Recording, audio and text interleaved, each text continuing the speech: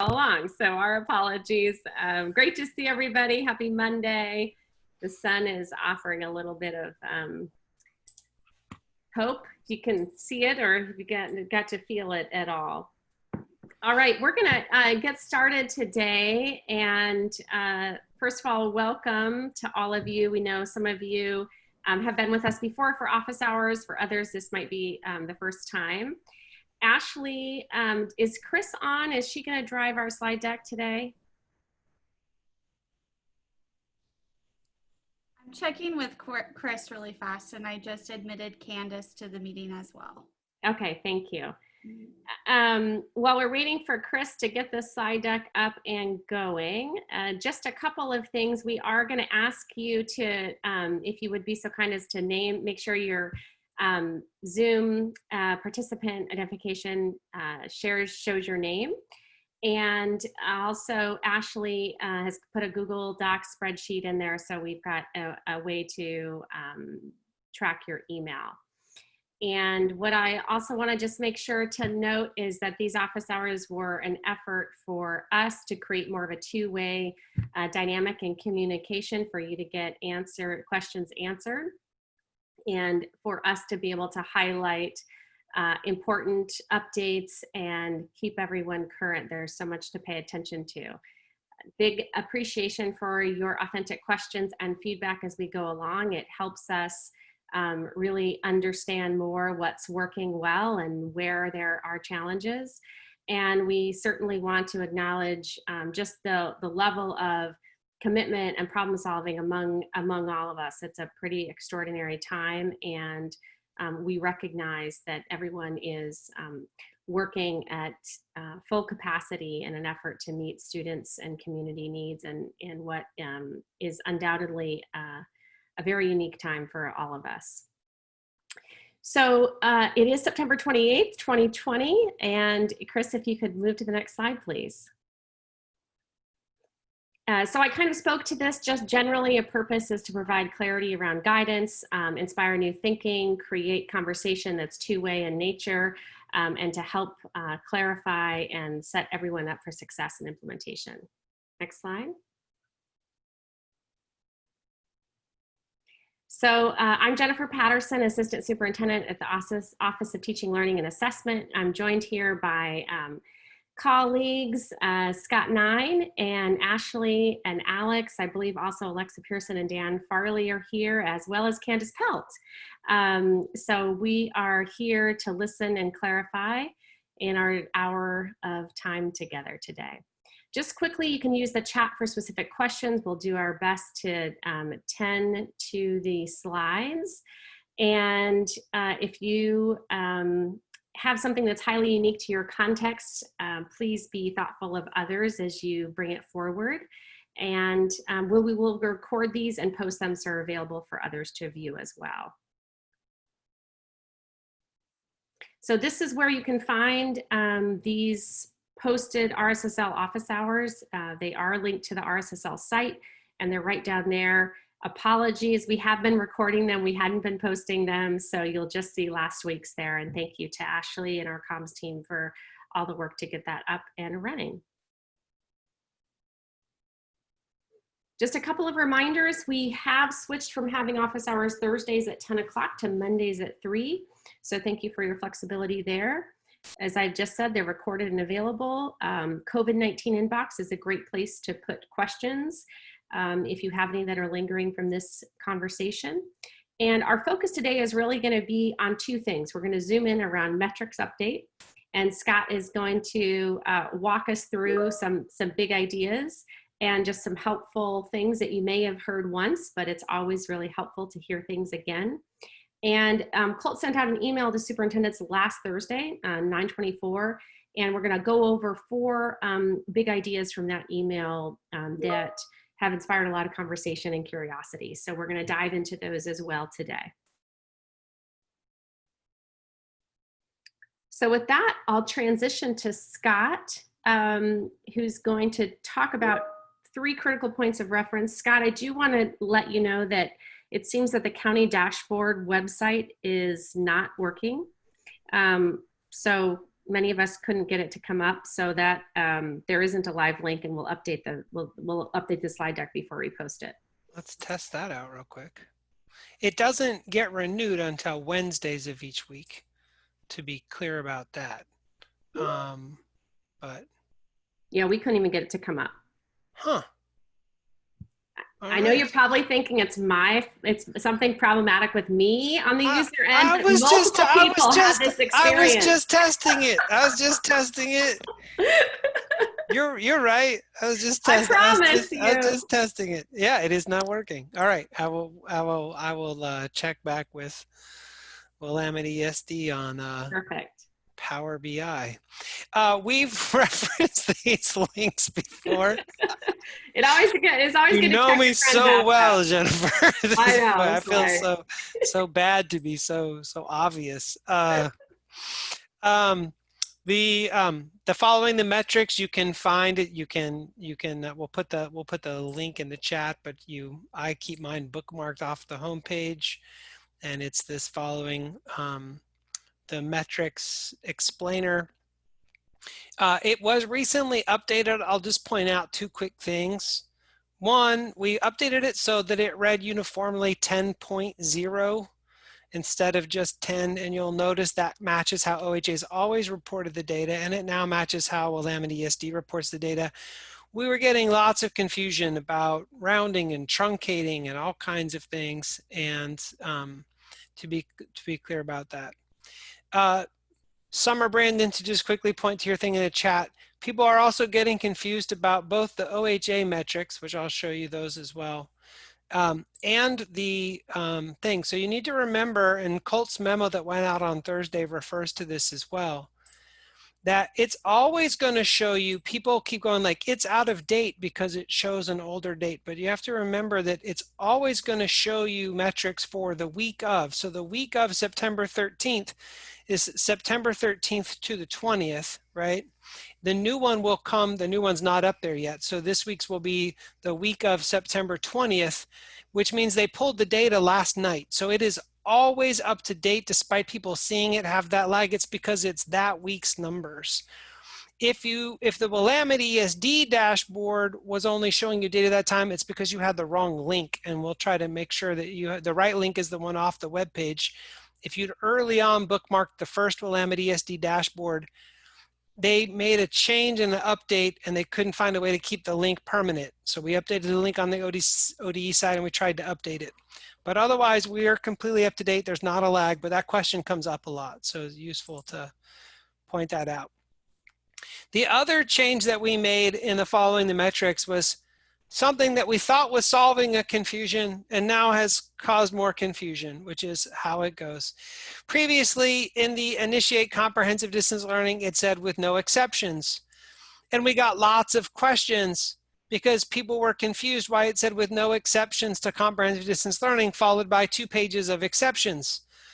So we finally yielded after lots of questions to take out the with no exceptions. And now that we've taken out, people have all kinds of questions about what we meant by taking it out. So it was not intending to be any grand explanation or any change in the framework. Nothing has shifted in that. We were simply trying to solve the puzzle people were feeling that there was 2 pages of exceptions following something that said there weren't any. That's all we were trying to kind of clear up. So it is a signal.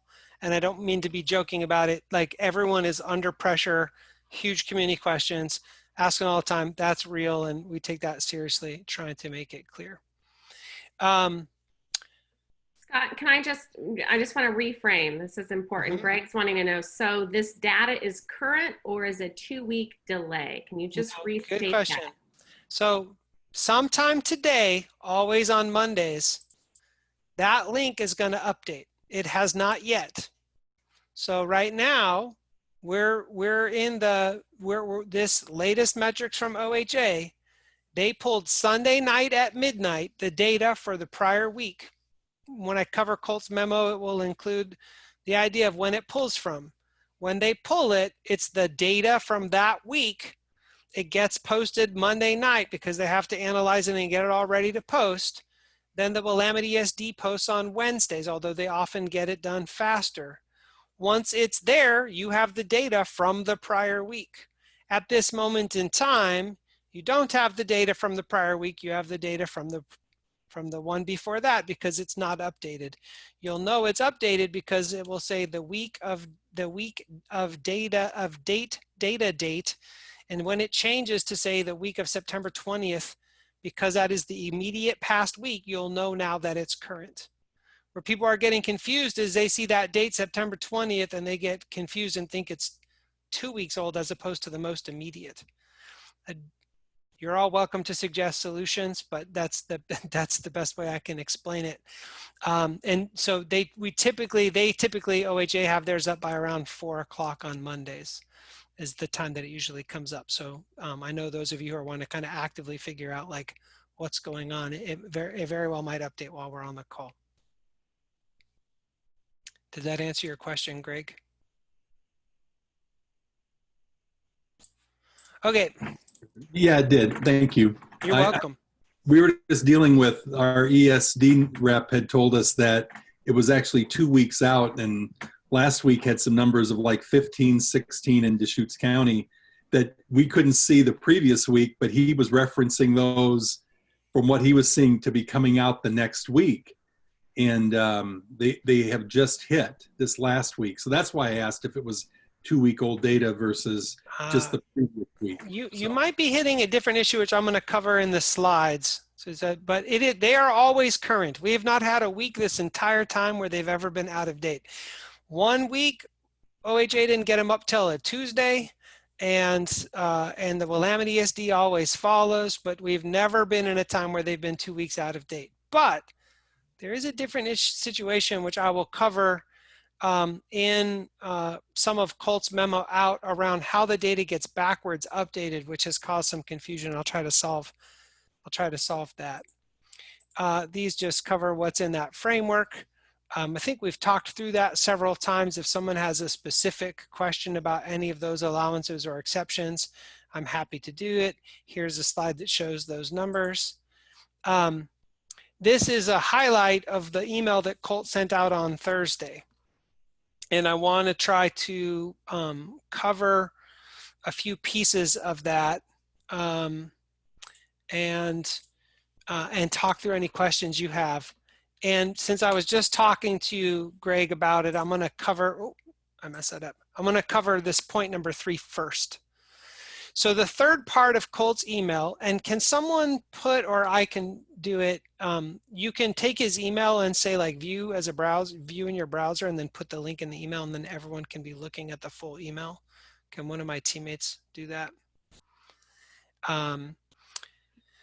What he was doing in the third part of the email was explaining how the data works with OHA. We were having a problem because actually it came up on this very first office hour. Thank you, Jennifer. That some of you were saying, well, when we opened, at the time we opened, we met all the metrics, but then OHA's data retroactively updates because they're pulling based on the date the actual COVID test was taken. And so when the numbers backwards update, now we don't meet. And that was creating some like hesitation, freeze, what are you supposed to do? So what this formal communication did was say both OD and OHA recognize, they explain when the data is pulled, what it covers, why that kind of accuracy update happens, but why sometimes then the numbers change. And basically say you work with the information at the time that you have it and that it's posted. So you won't be penalized if you open at a time where all the metrics are aligned and then OHA comes out and next week and it backward updates and now you're out. We're going to understand that. So that's the main point of number 3 in Colt's full email, right? So it's like that. That's the headline there. And that's all it's intended to communicate. The other part of it, I guess there is a little bonus item in there, which he's saying, because we want to treat the metrics, what I've been saying lately is like weather. You can predictably know the metrics are going to come on Monday or Tuesday. And if the metrics change, and at this point with test positivity suspended for the month of September, you're only looking at case rates and case counts. But you don't want to plan your school to open on a Monday or probably a Tuesday if you don't want to kind of have parents get really sideways or you to get really confused, because the metrics are always going to change on that day. So pick a time period on a Wednesday, Thursday, or Friday when it's clear what the weather is. But if your students are not yet physically in person and the weather changes, the metrics come out, it's like a snow day, and now you no longer meet, it doesn't matter that you announced it in the future. It only matters what they are at the time. So you have to stage that. So that's the second part of that message, is just explaining that window. We know that that's really hard, and we know that it creates some like on the fly thing. And the reason that they determined to keep it that way was like back to fundamental health and safety principle. If numbers spike, and in some counties they have, you don't want to just go, well, we plan to open while the metrics were good, so we're just going to keep on moving. The whole point is to then go, wait, the metrics have jumped, we need to pause. So the challenge for all of you and the school leaders, whether you are one or you're supporting one, is to try to help the community understand that process so that it can feel like good communication as opposed to getting jerked all around. And I won't pretend that that's not absolutely hard. Okay, that was point number 3. I'm going to now go back to 1 and 2, but just because it immediately changed from our last part of conversation. The first part of the email was this new required report on COVID school status updates. This is about, and the rationale is given out in the longer email, but this new report due every Friday, we gathered blueprints. The upside of blueprints is that they were accessible for people in Word documents. They made it easy for people to pass around to their LPHA singular format. This does not replace those blueprints. They're critical documents that detail the actual meeting of all the metrics, and they create this avenue for LPHAs to attest to having had them and to review them. And it still remains true that you need to update your blueprint if you change formats. At the same time, as we move through real life, it became very clear that where one day someone was in CDL and then 2 weeks later they decided to go limited in person, and then they decided to add the K3 exception, and then the metrics became good, and now they're moving in towards opening. Knowing exactly how many students in what location and where they were was not as easy to discern, and our staff manually going through 1,500 blueprints was no solution to being able to have real accuracy. And that accuracy matters for our coordination with OHA, and OHA was asking us for information to help them prepare for potential distribution of vaccines in the future, as well as to be able to prepare for mobilization of more testing supplies. And in order to prioritize doing that based on who's in person, we needed to have a more accurate real-time count of exactly what's going on. So the goal of that weekly report is to be able to provide that information and have it update every week. That information will be, a public version of that information will be on ODE's website. To be clear, this part has nothing to do with the reporting of cases. We can talk more about where that's headed, and there are important things to communicate about the reporting of cases, but this is just about like what's the status of school and how many kids in any formation are actually in person to help us prioritize with those things and coordinate with OHA. So let me pause there and check. That's what number 1 in Colt's email is communicating. Questions about any of that? I have a question. This is Summer Brandon. I'm from Phoenix Talent, Charter School in Phoenix Talent District. Yeah. It said to coordinate information based on the district level, but then the survey itself asks for specific schools. Yeah. So is the district supposed to go in and fill it out for every single school, or should I be filling it out for my school? I thought the message was clear until I saw the survey. Yeah, it's complicated, Summer, because we are a big unwieldy state. And so in some cases, it works much better for a district to be able to go in and do it for all of their schools. In other cases, some districts might prefer their schools to do it. In some cases, charter schools might have a very collaborative relationship with their district and the district would do them for them.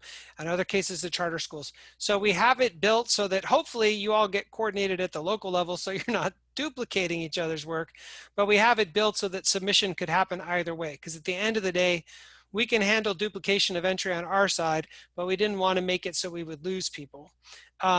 what I've been telling Kate for charter schools is I generally recommend charter schools just fill it out themselves, but talk with their district and let them know that they're doing that and coordinate.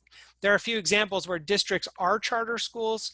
That's a whole nother entity. And so that would work differently. So there's not a simple answer. So for you, I just like communicate with your district, let them know that you're doing it, do it.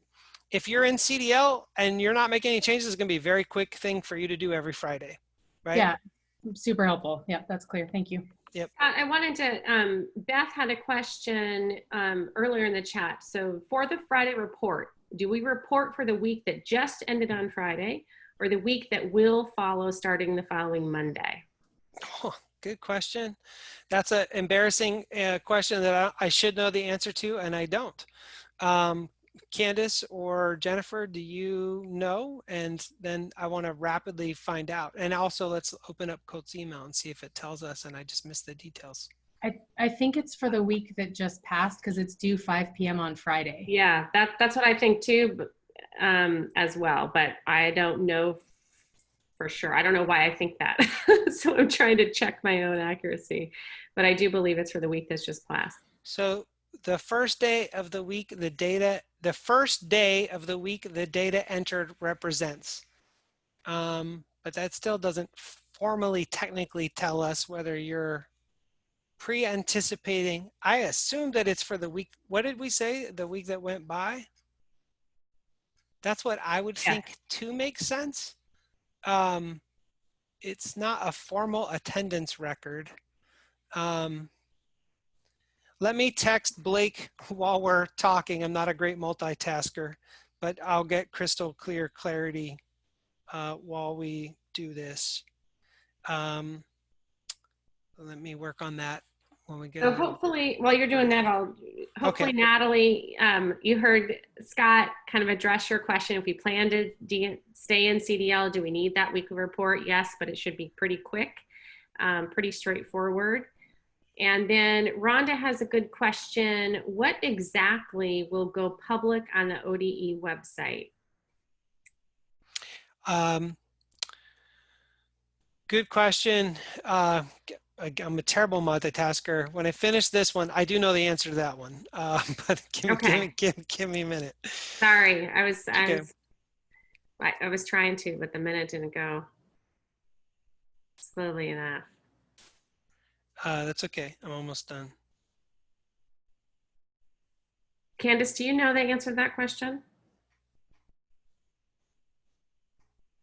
While we're waiting too, I just want to acknowledge Mark Redmond's comment in the chat around positivity rate tough to follow. And he names that regarding positivity rates last week, our county went from 42 to 17%, still not good.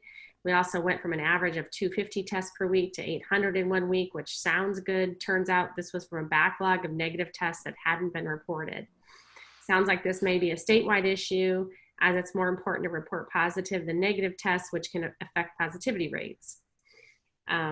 So acknowledging that. Scott, anything specific? Yeah, so a couple, there's a whole couple different things. So I'll get a message back here pretty quickly, I think on the week prior, so other people help me track that. I want to close what will be publicly reported. So when we look at this report, what I understand will be the name of the district or system, the name of the school, and the learning model they're in. And I believe, I'm pretty sure that that's it. There might be one other piece of information that gets pulled, but I've seen a mock-up of like what's supposed to go up, and it's supposed to be up on Wednesday or Thursday. So can get you more if that's not specific enough. Contact information of the person submitting the report will not be going up on the website if that's a question. On Mark Redmond, your question around positivity and where it lives. So I don't know how much we want to get into it, but essentially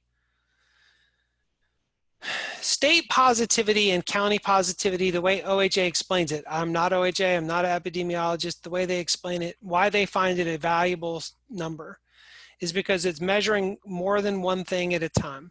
So it's not just, it's giving you this thing that basically tells you like how many tests and how many positive. But if you have a reduction in testing, positivity will go up based on the reduction of testing. At first, I thought that's like not useful. But then their point is like, if you have less testing resources, then you have less knowledge of what's going on in a place. And so even though it's for a different reason, it's still actually a reason to pause in terms of total system design. Obviously, in the case of the fire impacted testing availability, and it also impacted things like where you had clear number patterns. So like a lot of, a typical thing for hospitals or care centers, if they have any kind of surgery, outpatient or otherwise, is to test people. Well, people suspended all of that work during that time. So suddenly you get a spike. Well, it is true, you no longer have an accurate read. You don't have a comparison read of who was positive. At the flip side, you do have an understanding that suddenly now you have a whole regions of the state that have less testing availability. And so that should give you reason for pause for a different reason. This is what OHA has explained as the value of that number. Obviously, a backlog of things that then retroactively update and create spikes there's no perfect system. We're all dealing with humans and time and people, but it obviously makes it messier. And the the reason the governor and OHA determined to put the suspension was basically, one, questions around how do those percentages work and where were counties basically otherwise seeming to meet case count or case rate numbers, and the determination that case counts and case rates alone would work for September. So that decision was made. I understand that they're deciding this week about what to think about that in terms of going forward into October. I don't have any insight about how that's going to work yet. I think we're kind of caught up to the backlog of things that we were talking about. Jennifer, help me track. Am I missing? I think so too. There's a lot of activity in the chat, so I'm trying to manage it as well. Summer, it looks like Summer has a question. I'm trying to pull the question out of it, but essentially she says, in Colt's email I see, if there are cases in 2 or more cohorts without an identified common exposure, school officials should discuss with local public health authorities officials to determine if this represents unexplained spread within the school or broader community. And then, but I thought any one positive COVID case was a 14-day closure. That's exactly the question. Those seem to be conflicting to me, and I wasn't sure if one was overriding the other, or if those are actually giving us different scenarios. So that it's not a closure of a cohort, right? So if you go back to the scenario table, one positive case doesn't trigger a closure of an entire cohort. I see the confusion, and it's that the metrics, this metrics, right, is about what you need to be able to meet to be in the clear before you use that exception or allowance. And I think Colt's message clarifies this. So Candace, see if you track with me. Let's talk about like K3. If you're there are many districts that are still only purely in CDL and haven't done any exceptions. And then if they were saying, okay, I think we're going to approach, the numbers are down, we meet it, we're talking with our teachers, we think we're going to go ahead and use the K3 exception. One of the parameters they have to meet is this box around no cases 0 to 14 days, right? Students or staff. So in the case that there was a case in the community, you would not use that allowance or exception. That is different than once you are in that exception. So once you have opened into K3, a case then does not automatically have you move out. A case has you use scenario planning, work with your LPHA and determine, is it just impact a cohort? What are the ramifications? And so this takes us back to Colt's memo. In that memo, this description about, where is it at?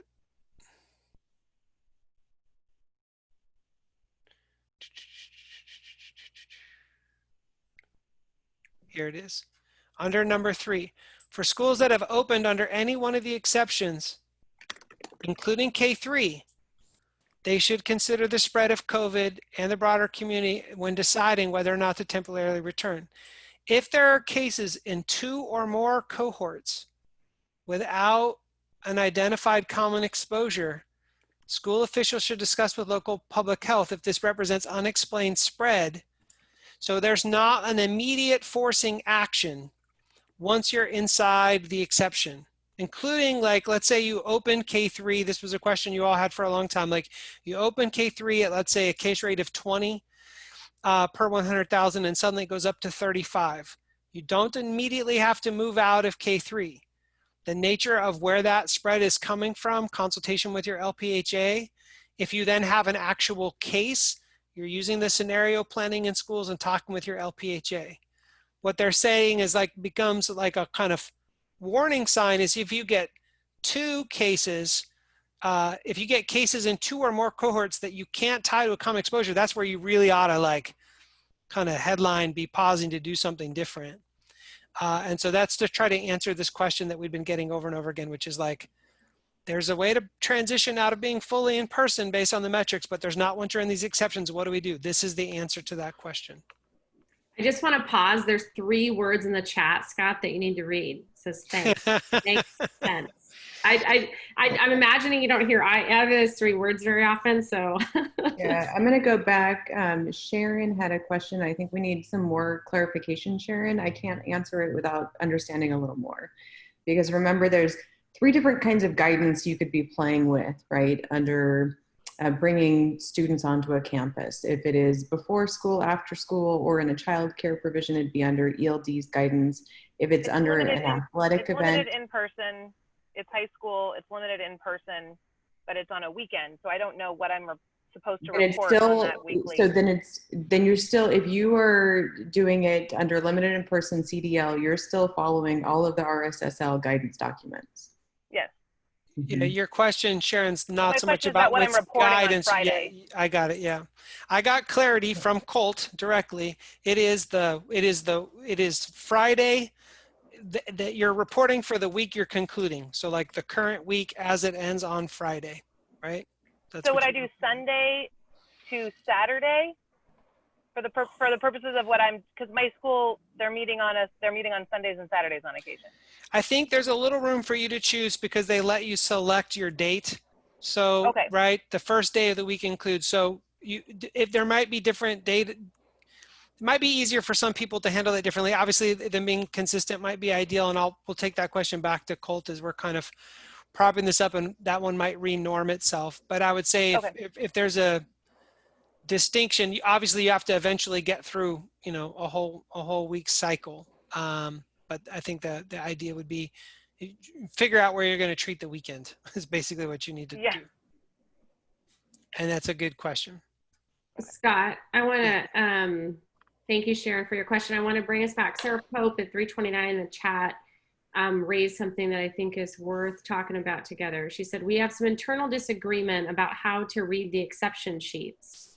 It would be really helpful to go over an example. It came up in Clatsop County where some districts were open under an exception and then the rates exceeded 30 per 100,000.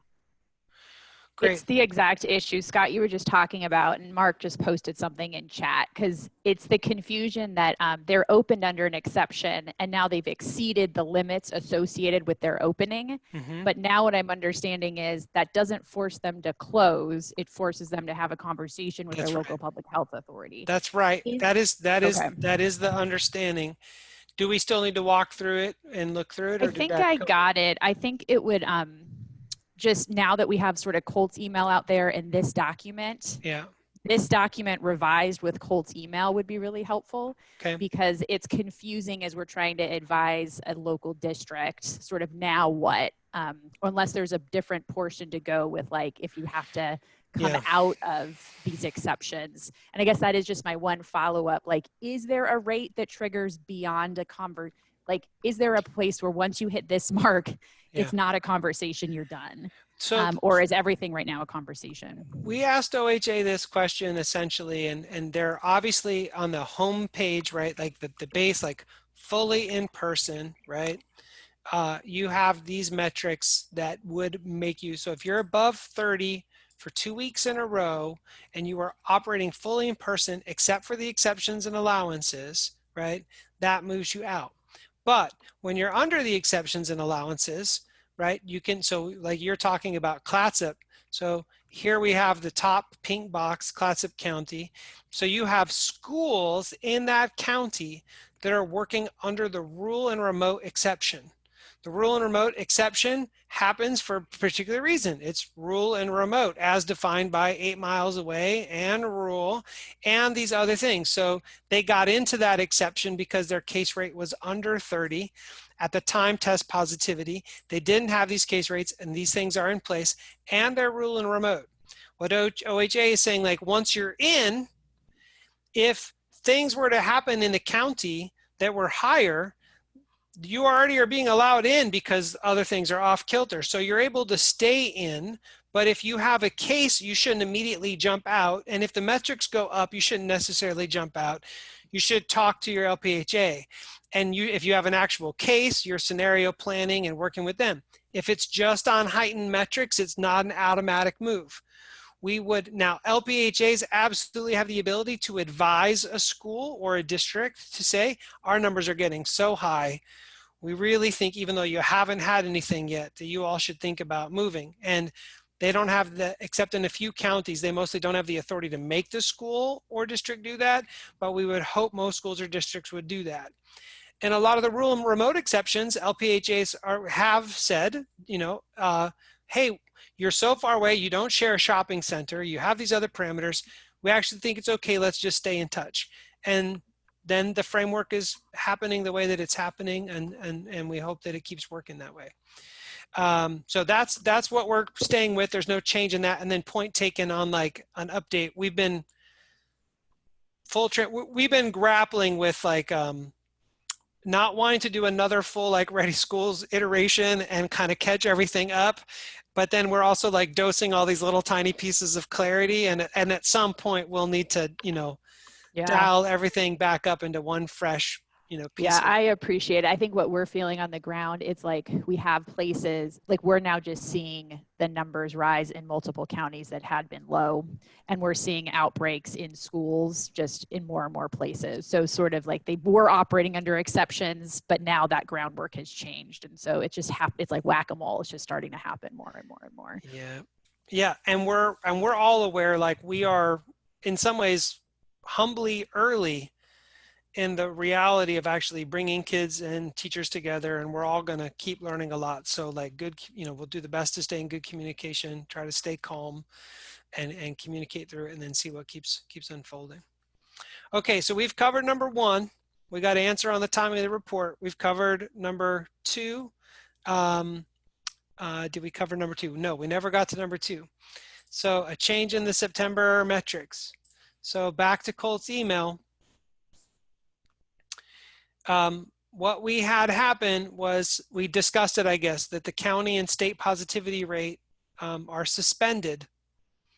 And that means that case rates and case counts still apply. So that's critical. There was a little bit of confusion and a little bit of like, unfortunate, some districts, some media reporting like the state releases and creates more flexibility, and like that's not actually the way to understand it. Like in most cases, case rate or case count was mostly the driving feature, and this was about trying to accommodate the impact from the wildfires on testing.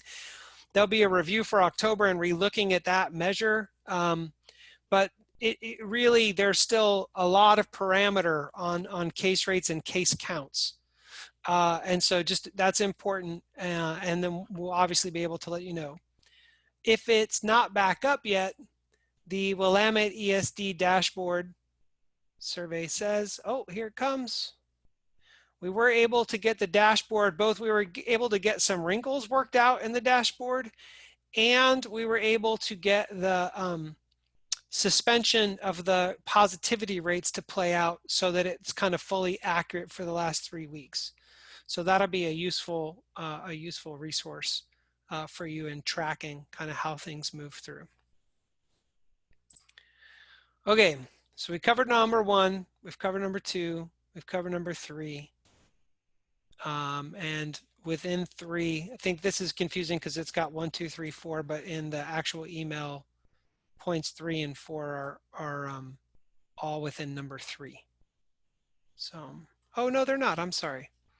So number 3, this is the exceptions. Number 4 is what we were talking about before about the timing of the metrics and how to think about the ways that when the data pulls from and when it updates and why it like retroactively updates. So we've kind of covered all of that. And then the 5th part of the email is about CDL resources for people who need them.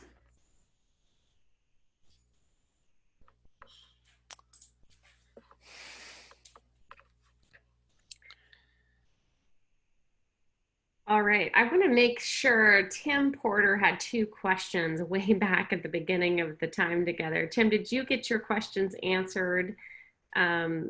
And or would it be helpful to spend some time with them? The one question was answered. The other one was on the guidance where that risk mitigation during virtual sessions guidance came from. And the reason for the question was that there were a couple of points in there that were more restrictive than previous guidance had kind of been on that.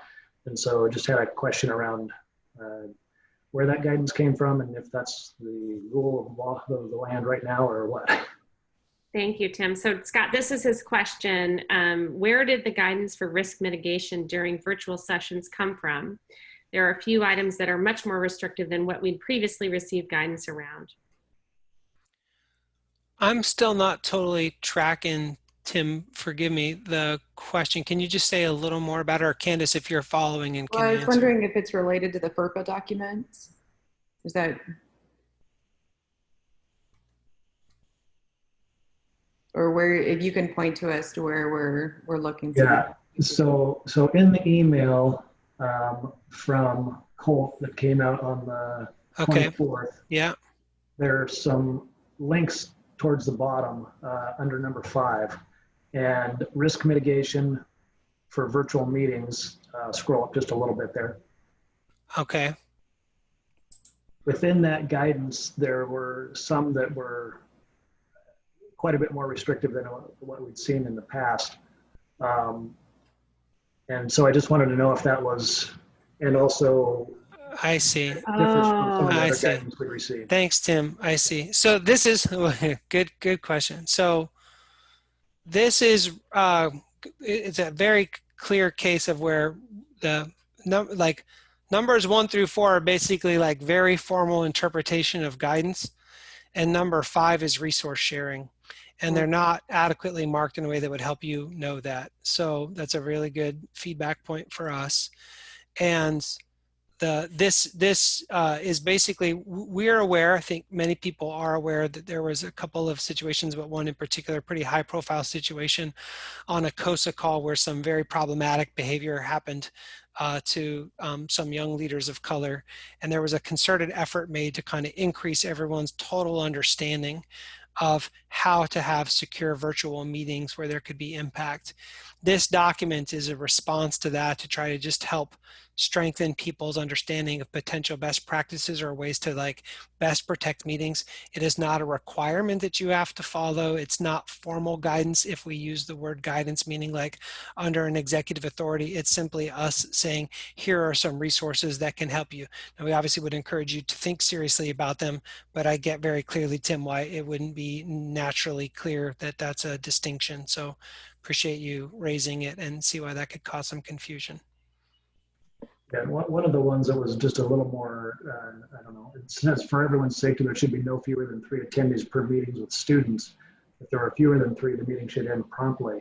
But that creates some issues when you're having quote unquote office hours for students, because you may be in a one-to-one meeting with a student that needs some help on a particular problem and not have more than 3 people in that meeting. And so, I mean, our advice has been to record those so that if anything were to happen, they would have, you know, something to back that up. But if we're truly saying they have to have 3 or more, it's going to reduce the number of office hours we're going to have available for students. Yeah. Yeah. Yeah, thank you, Tim, for that question. Hopefully, it made sense. I think it's an issue, just a scenario where you use your judgment and determine what works best for your students and your community. And apologies again that may have been confusing. I want to transition to Kim Capel had 2 questions in the chat. You're welcome, Tim. One is, what does it mean that test positivity has been suspended in September? So I know we talked about that, but again, just really honoring how complex all of this is. If you could restate that. And then her second question is, if we are with limited in-person instruction with the small schools guidance and the metrics are positive, can we have more than 2 hours in the buildings for our students? So I was just in conversation via chat with Kim on this. I think, Kim, it's likely, I mean, Scott can answer the positivity question, but we need a little more. There's always these layers of questions before we talk about which exception you can open. So we need a little more context of, I got the county, but then the school, and then what's going on around you, and then your population of staff and students. So Scott, I'll let you go first, and then we can loop work back through the other one. Sure. On the positivity, right? So based on a review from OHA and a conversation with ODE in the governor's office, the decision was made that the positivity metric at the state and county level will be suspended. So what that means, right, is if we look first at the metrics, when we talk about what's it mean to return kind of fully in person, basically the state creates this framework, and then once a school or district meets that framework, choices become within your purview to decide whether you'd be in an on-site or a hybrid instructional model. Or for that matter, you could meet all the metrics and still choose to be in CDL, but it becomes your decision as opposed to the state being the one to set this kind of framework. In there, you've got 2 different metrics that relate to test positivity. One is the county positivity, and the other one is as the state test positivity. You also see test positivity in some of the exceptions. And so here's an example in the rural and remote where test positivity is also an example. For the month of September, basically test positivity at the county or state level has been released. Functionally, what that means is that as you look at this week's numbers, if you're a county that would otherwise have met all of the case rate metrics, whether it's because you were going to do K3 and you were above 30, or whether it's because you want to come fully into a hybrid or in-person model and you were close to 10. If you were under 10 3 weeks in a row, but your test positivity rate, we're going to keep reporting test positivity. But if test positivity is high, you can basically ignore that variable in making your decision, right? You're basically allowed to not have positivity. That's just a recognition of the total impact to the test positivity number for this time. Does that answer that part of the question, Kim? Yeah, okay. So then Candace, walk us through how you would think through the questions on limited in person. Yeah, so I think, Kim, if you can unmute for a second and then just tell us a little bit about your context in your school. You shared you're in Klamath County, and you're currently operating under CDLs limited in person, and you're looking for more options and when you can bring more students in longer. Exactly. Yes. So we are doing the limited in person with our CDL, and we do have cohorts of students coming in. And so they do come in for the 2 hours. But then we have so many students that live in the outlying areas that it's very difficult for them to get back to their homes in order to do their online instruction. And so we would very much like to be able to either bring them, since our construction cohort is actually off campus, we would like to be able to bring them on campus to be able to attend their online classes. And so I just needed to know what the metrics have to look like in order for me to be able to do that. And we do have under 250. If you can go to the one I just put in the dashboard, the OHA one, it's Klamath, right? Not Clackamas. Yes. Oh, sorry. Sorry. So the first one is to just look at the overall in person and what can happen in that, right? And you can see, so this last week, you were at 44 per 100,000, right? And 7.7 in your test positivity. So you would need to be at 3 weeks with that under the 30 to get to kind of where you're at. But then we could start to walk through exceptions, right? So we can look and see, can you share grade levels you're looking at surveying? Is it a K-12 system? Is it a 9-12? It's 9-12? Okay. And what size is it? We have 200 students, less than 200. Okay. So then, Scott, I would go back to the scenario documents. You have the, yep. And then just starting to walk through, so you meet the first one for limited in person, so you're already there, right? And you're not talking about K3, and you don't meet the third one for less than 75. So then the next way that you could bring students back in is really this first one of under Klamath. So in this allowance, you have to meet all of the criteria, being the first and hardest of this is the rural and remote. And if you do not meet the conditions for rural and remote, you wouldn't be able to open to in-person instruction. Okay.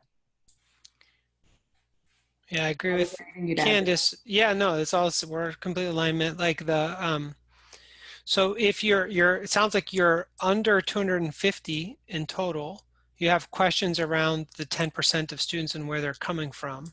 But are you a rural and remote? So are you 8 miles by road? So if we put it, and if you're not, then that's not an option for you.